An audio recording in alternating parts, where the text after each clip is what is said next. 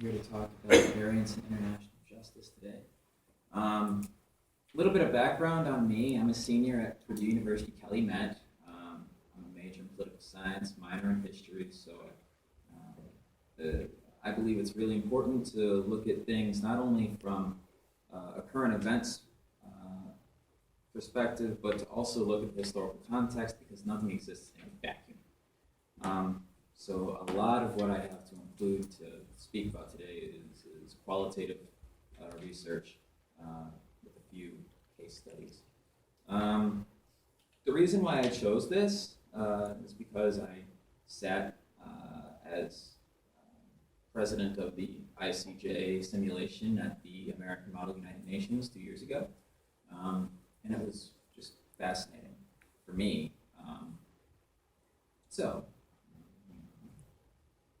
A little bit of background on the ICJ. It was established in 1945. It's composed of 15 justices, and these justices are elected on a rotating schedule. So every 3 years, 5 of them are up. And the next 3 years, another 5 are up. Next 3 years, another 5 are up. Consistently, you get representation from the P5 nations. The United States has always maintained a presence on the court. France, off and on. There was a brief period, a couple decades in the 1980s and 2000, but has not. Currently, the president of the court is French, and the vice president is Somalian. So, just to give you an idea of the representation of the court, it is very diverse. It's literally the culmination of international cooperation, where everyone stands on an equal platform. Cases that the ICJ deals with are primarily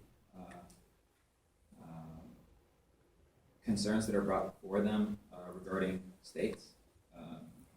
For example, a concern regarding the Iran hostage crisis in the 1970s. Recently, there was Legrand. There was the Corky Channel case and the fisheries case in the 1940s. So some overall trends, you get territorial disputes, you get armed conflict disputes, economic and trade disputes. So contentious issues that require a ruling between states, that require an arbitrating body, that's primarily what ICJ deals with, in addition to the disbursement of advisory opinions regarding legal questions. Case in point, Priya Bahar, 1968 to, and again in 2008. So criticisms of the ICJ. Research that I found was that it was too bureaucratic. It's not an expedited process. I mean, here in the United States, we kind of have an expectation of a timely trial, have it done in a couple of weeks to a couple of months. Here, in this forum, you primarily come across cases that can range for 2 or 3 years before coming to a ruling. There's also the limited scope. Only states that are acknowledged by the UN can bring an issue up for consideration before the ICJ. Now, at times, states can yield this representation to bring a concern that's not necessarily regarding themselves before the ICJ. For example, Kosovo, where primarily Kosovo, where Ireland took it upon themselves to represent the Kosovars who were seeking independence from Serbia. So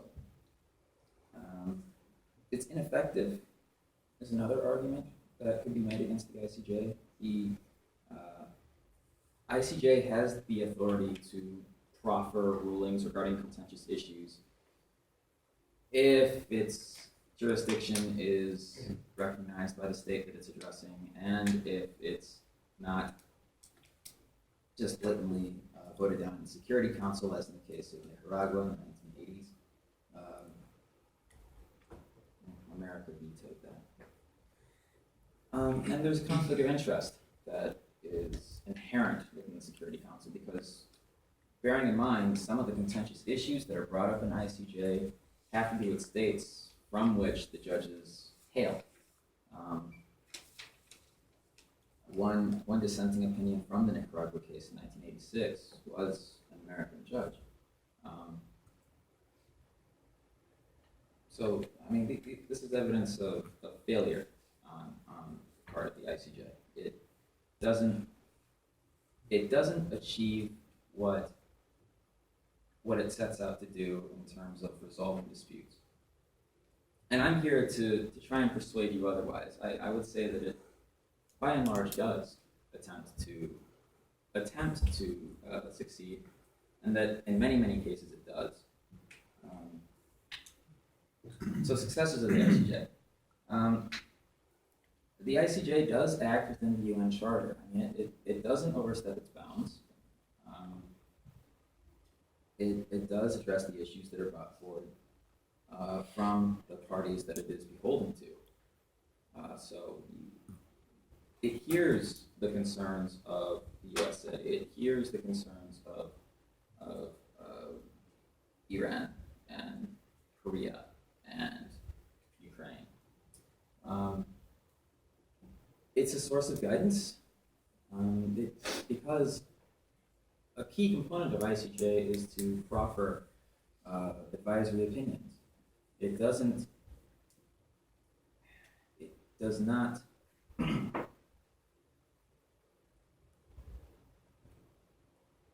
it doesn't hinder itself, I would say, by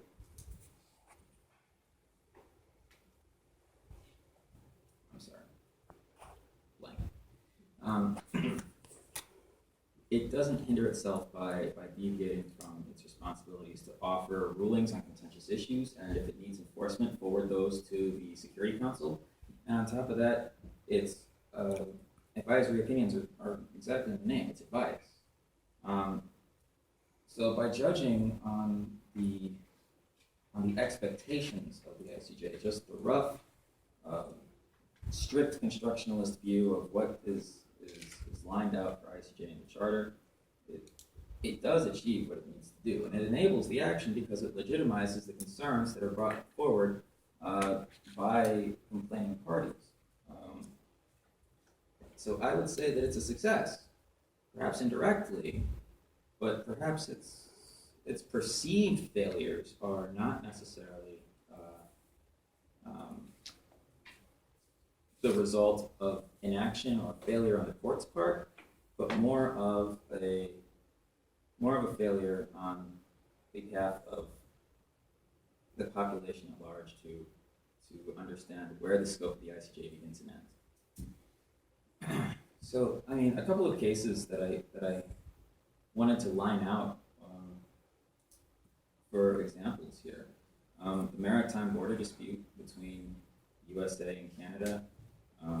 It was the fisheries case that I mentioned earlier with UK and Norway. Prevahar between Cambodia and Thailand. The whaling dispute that was just recently figured out in 2010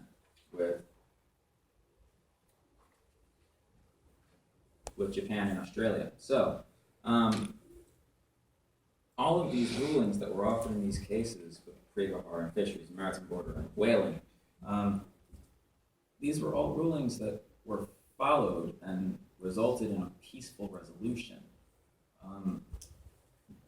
So if you consider that failure would be constituted by the result of elevated conflict or the outbreak of armed escalation, then I would say that the ICJ serves as a buffer of peace.